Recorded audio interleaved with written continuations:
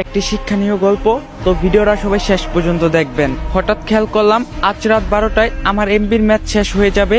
এখন এই কয়েক ঘন্টার মধ্যে আমাকে 50 জিবি এমবি শেষ করতে হবে। পুরাই দিশেহারা হয়ে গেলাম আমি। কি করব, কেমন করে খরচ করব এত অল্প সময়ে এতগুলো এমবি? কিছু কি ডাউনলোড করব, নাকি ভিডিও দেখব, নাকি নিউজ ফিডটা ঘুরে শেষ করব সব? আবার ভাবছি কিছু এমবি পোস্ট করে না হয় শেষ করি, না হয় কোনো ভিডিও ডাউনলোড করি। আসলে কি করব কিছুই বুঝতে পারছিলাম না।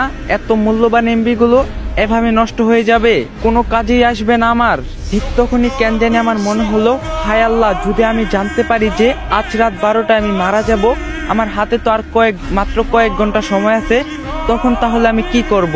নামাজ পড়বো, নাকি কোরআন তিলাওয়াত করব, নাকি নিজের গুনাহের জন্য মাফ চেয়ে নিব, নাকি মনের ইচ্ছাগুলো পূরণ করব? আচ্ছা, আপন মানুষগুলোর সাথে শেষ সময় কাটিয়ে দিলে কেমন হয়? থাক, আগে একবার দেখে নেই দেনা পাওনা কি কি আছে। ঋণের বোঝা নিয়ে কবরে না যাওয়াই ভালো। ও আল্লাহ, বলে দাও আসলে কি করব এই অল্প সময়ের মধ্যে? আসলে কি করা উচিত? আপনারাও একটু ভেবে দেখুন তো। সত্যি যদি জানতে পারেন যে এই দুনিয়ায় আজকেই আপনার শেষ দিন, তখন আপনি কি করবেন? কি করে আপনার মহামূল্যবান সময়টাকে নিজের রবের সন্তুষ্টির পথে বানাবেন?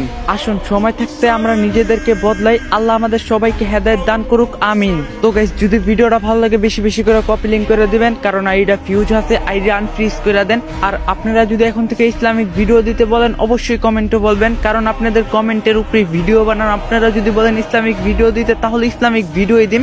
তো আর কথা বাড়াইলাম না, ভিডিওটা বেশি বেশি করে কপি লিঙ্ক করে দেন। তো আজকের ভিডিও এই পর্যন্তই ছিল। সবাই ভালো থাকবেন, সুস্থ থাকবেন। আল্লাহ হাফেজ।